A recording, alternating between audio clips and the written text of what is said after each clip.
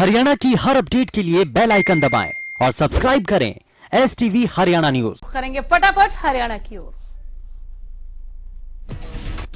बड़ौदा उपचुनाव को लेकर 3 अक्टूबर को वोटिंग होनी है, जिसे लेकर सभी पार्टियों ने अपना चुनाव प्रचार शुरू कर दिया। इसी सिलसिले में नेता प्रतिपक्ष भूपेंद्र हुड्डा जनसभाएं करने में जुटे हैं। आज बड़ौदा के आहुलाना गांव में जनसभा के दौरान पूर्व सीएम ने बीजेपी सरकार पर वार किए। हुड्डा ने सरकार पर जात पात की राजनीति करने का आरोप लगाया। वहीं कृषि कानूनों को लेकर उन्होंने कहा कि ये कानून किसान हित में नहीं है। उन्होंने पंजाब सरकार का समर्थन करते हुए कहा कि अमरिंदर सरकार ने किसानों के भले के लिए प्रस्ताव पास किया है, जिसमें MSP से कम कीमत पर फसल खरीदने पर सजा का प्रावधान है। पूर्व सीएम ने अपनी जनसभा में इंदुराज को जिताने की भी अपील की।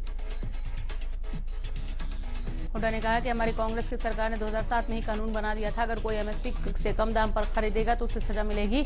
अब पंजाब ने MSP से कम खरीद पर 3 साल की सजा का कानून बनाया है। ये सरकार गलत कह रही है।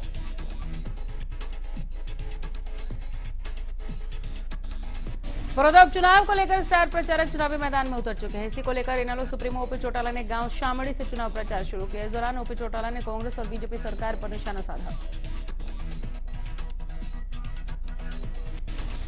उन्होंने कहा कि कांग्रेस और बीजेपी के शासन में कोई विकास नहीं हुआ। हमारी सरकार में जो विकास हुए सभी ने देखे। आज प्रदेश सरकार पर 2 लाख करोड़ का कर्ज है। जब हमारी सरकार गई थी तो सरकारी खजाने में 1 लाख करोड़ रुपए छोड़कर गई थी, लेकिन आज किसान, मजदूर, व्यापारी हर वर्ग दुखी है। वहीं बड़ौदा उपचुनाव को लेकर भी उन्होंने कहा कि चुनाव में हमारा प्रत्याशी जीतता है तो उनके विधायक छोड़ भागेंगे। IFS अधिकारी आलोक वर्मा को हरियाणा लोक सेवा आयोग का नया चेयरमैन बनाया गया है। राज्यपाल सत्यदेव नारायण आर्य ने आज उन्हें शपथ दिलाई। इससे पहले रंजीत कुमार पचनंदा वीरवार को HPSC के चेयरमैन पद से सेवानिवृत्त हो गए थे। शपथ समारोह में सीएम मनोहर लाल मौजूद रहे। आलोक वर्मा की IFS में अभी पूरी 4 साल की सेवा शेष है, इसलिए उन्होंने केंद्र सरकार से स्वैच्छिक रिटायरमेंट मांगी है। HPSC चेयरमैन और सदस्यों का कार्यकाल 6 साल हो या फिर 62 साल की उम्र तक होता है। अनलॉक की प्रक्रिया शुरू हो गई है, तो इसी के साथ गृह मंत्री अनिल विज ने एक बार फिर चाय पर चर्चा की। अपने चहेते नेता को फिर से अपने बीच देखकर लोगों के चेहरे पर एक बार फिर से मुस्कान लौट आई है। विज के टी पॉइंट पर सोशल डिस्टेंसिंग भी देखने को मिली। प्रदेश के गृह मंत्री अनिल विज ने कहा कि लॉकडाउन के कारण उनका यहां आना बंद हो गया था, जिसके बाद आज एक बार फिर ये टी पॉइंट सज गया है। विज ने कहा कि इस टी पॉइंट का बहुत फायदा है। ये जगह महज एक टी पॉइंट नहीं है, पूरे शहर को यह पता होता है कि हमारा नुमाइंदा यहाँ बैठा होता है और अगर शहर के किसी भी कोने में कोई सुख दुख होता है तो वो बात यहाँ पर की जाती है। अनिल विज बीते 30 से 35 साल से लगातार अपने मित्रों के साथ बैठकर यहाँ चाय पीते थे, लेकिन कोरोना के कारण उन्होंने बाहर निकलना और लोगों के बीच बैठना बंद कर दिया था, जिसके बाद वो एक बार फिर से चाय पर चर्चा करते नजर आए। हरियाणा में कोरोना के आंकड़ों में बढ़ोतरी दर्ज की गई। पिछले 24 घंटे में 1128 नए मरीजों की पुष्टि हुई। इसी के साथ गुरुग्राम में 324, फरीदाबाद में 199 केस सामने आए।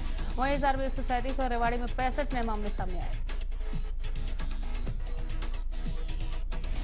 प्रदेश में 24 घंटे में 14 मरीजों की कोरोना से मौत हो चुकी है। इसी के साथ अब तक कुल 1688 कोरोना मरीजों की मौत हो चुकी है। प्रदेश में कुल 1,54,495 केस सामने आ चुके हैं। पिछले एक दिन में 1292 मरीजों ने कोरोना को मात दिया। अब तक 1,42,000 से ज्यादा मरीज कोरोना से ठीक हो चुके हैं। जेजेपी विधायक रामकुमार गौतम ने विधानसभा की कमेटी को इस्तीफा दिया। बता दें कि ये कमेटी पब्लिक हेल्थ, पावर और इरिगेशन से संबंधित थी। रामकुमार गौतम इस कंपनी में स्पेशल इनवाइटी थे। समय न देने के कारण उन्होंने इस पद से इस्तीफा दिया। गौतम पब्लिक अकाउंट्स कमेटी के भी सदस्य थे, जिस कारण दोनों कमेटियों की एक बैठक एक ही समय पर होती थी, जिस कारण वो दोनों में पहुंच नहीं पाते थे। इसलिए उन्होंने ये फैसला लेते हुए अपने पद से इस्तीफा दिया। फतेहाबाद में किसानों ने खराब हुई फसलों के मुआवजे की मांग को लेकर लघु सचिवालय में प्रदर्शन किया। साथ ही गिरदावरी की मांग को लेकर मुख्यमंत्री के नाम जिला प्रशासन को ज्ञापन सौंपा। किसानों का कहना है कि प्रशासन द्वारा पिछले महीने बर्बाद हुई फसलों की गिरदावरी करवाने के आदेश दिए गए थे, लेकिन धरातल पर कोई काम नहीं हो रहा। किसानों ने मांग की कि प्रशासन द्वारा गिरदावरी कर दिया जाए। किसानों को खराब हुई फसलों का मुआवजा, कपास, बाजरा, ग्वार, मूंगफली और मूंग की फसलों की MSP पर खरीद की जाए। साथ ही किसानों ने मांग की कि कृषि कानून को रद्द किया जाए।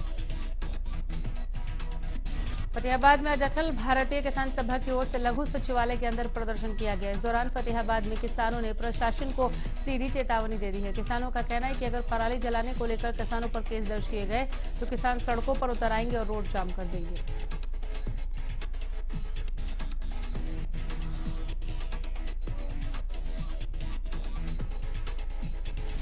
किसानों का कहना है कि उन्हें पराली जलाने का शौक नहीं है। सरकार पराली प्रबंधन के लिए कृषि यंत्रों पर सब्सिडी देने की बजाय किसानों के लिए खुद पराली प्रबंधन के यंत्रों का प्रबंध करे। लेकिन अगर प्रशासन के द्वारा पराली जलाने के मुकदमे किसान पर दर्ज किए गए तो किसान रोड जाम कर देंगे।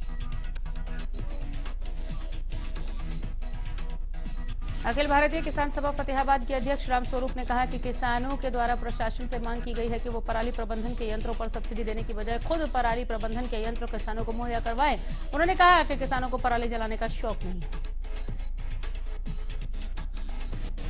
प्रदेश सरकार ने आम जन की सुविधा के लिए गांव से लेकर शहर तक सीएससी सेंटर खोलने की अनुमति दी हुई है, ताकि डिजिटल इंडिया के लोगों को किसी प्रकार की समस्या का सामना न करना पड़े। लेकिन कुछ संचालक कॉमन सर्विस सेंटर की आड़ में लोगों की जेबों पर डाका डाल रहे हैं।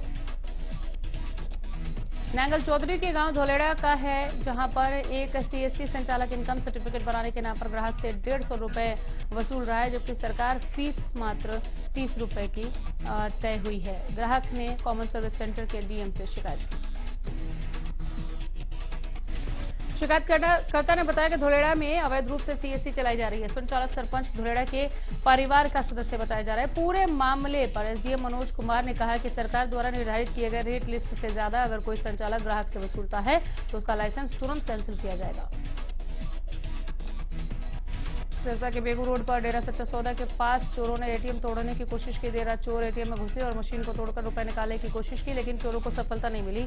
एटीएम पिछले 4-5 दिनों से बंद पड़ा था।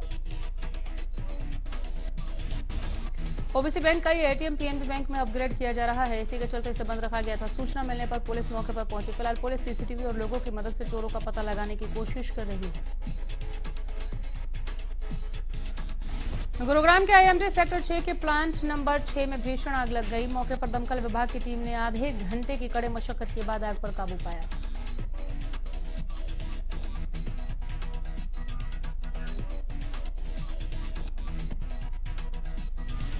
दिवाली के त्योहार को लेकर कारीगरों ने मिट्टी के दिए बनाने शुरू कर दिए, लेकिन कोरोना की मार उनके कामकाज पर भी पड़ रही है। कुम्हारों का कहना है कि दिवाली के त्योहार के नजदीक आते ही उन्हें अच्छी आमदनी की उम्मीद होती है, लेकिन इस बार ये त्योहार उनके लिए आर्थिक मंदी लेकर आया है।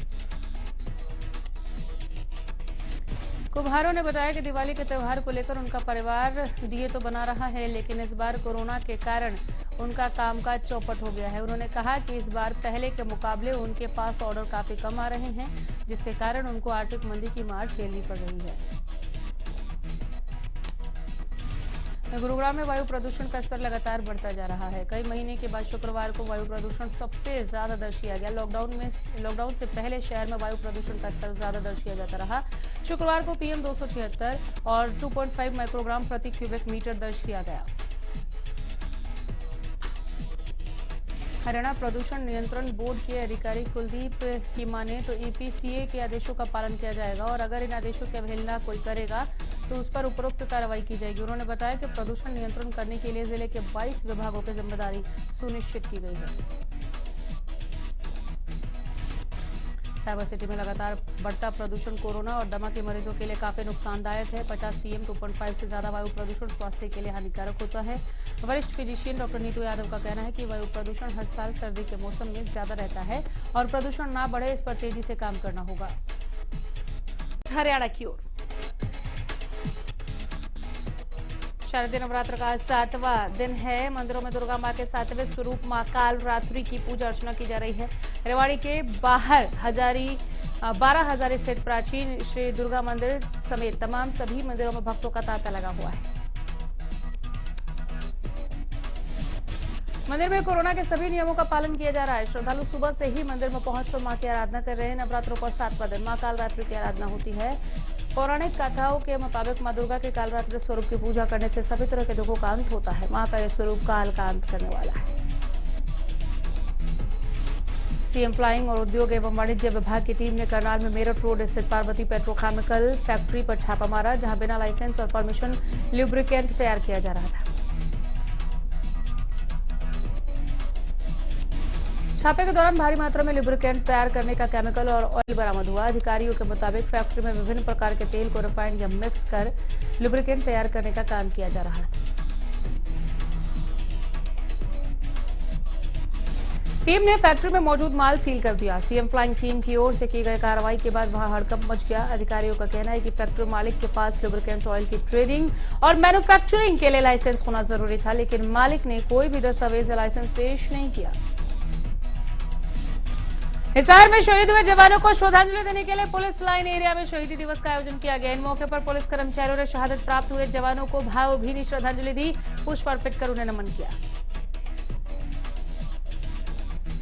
वेलफेयर बोर्ड के अधिकारी ने बताया कि 21 अक्टूबर से लेकर 31 अक्टूबर तक रोजाना शहादत को प्राप्त हुए जवानों पर पुष्प वर्षा कर उन्हें भावभीनी श्रद्धांजलि दी जाएगी।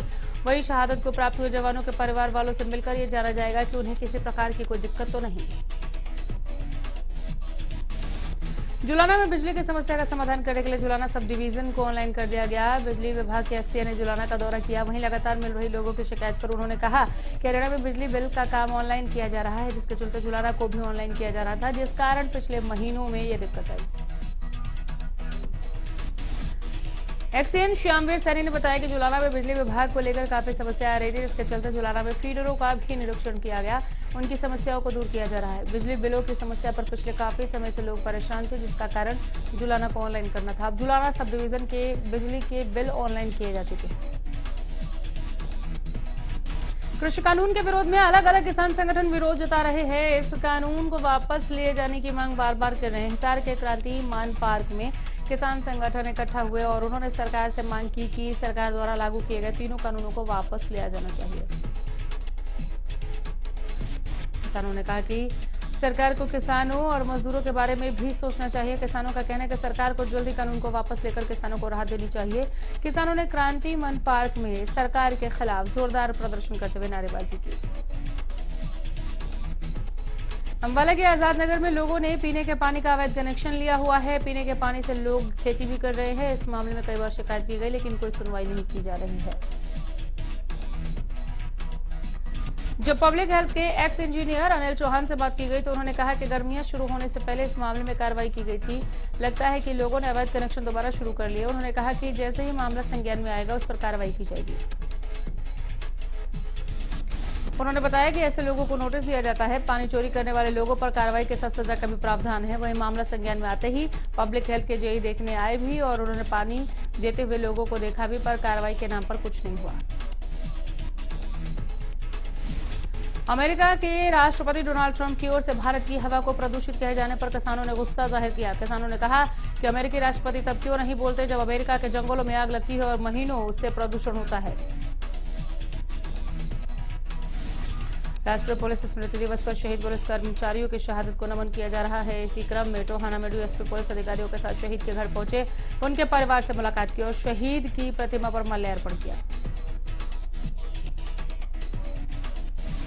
इसी के साथ गांव के स्कूल में शहादत दिवस पर एक कार्यक्रम का आयोजन किया गया, जिसमें गांव पंचायत गणमान्य व्यक्ति और पुलिस अधिकारियों ने शहीद महेंद्र सिंह की प्रतिमा पर माल्यार्पण करते हुए उनकी शहादत को नमन किया। इस कार्यक्रम में स्कूली बच्चों की भी भागीदारी रही।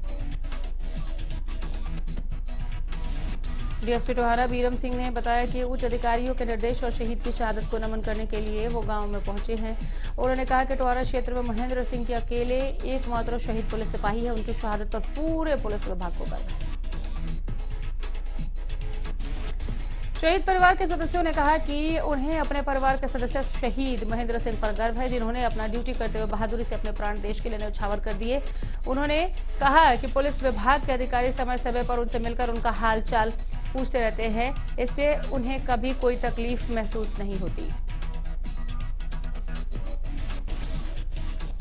प्रधानमंत्री नरेंद्र मोदी के स्वच्छता अभियान को गोला चिका में कई दिनों से पड़े गंदगी के ढेर पलीता लगा रहे हैं, जिसे लेकर हरियाणा न्यूज की टीम ने पूरे शहर का रियलिटी चेक किया तो शहर के हर वार्ड में गंदगी का ढेर देखा गया। लोगों का कहना था कि स्वच्छ भारत स्वच्छ अभियान और स्वच्छता पखवाड़ा केवल नारों और कागजों तक ही सीमित है। फिलहाल यहीं रुकेंगे, देखते रहिए हरियाणा न्यूज।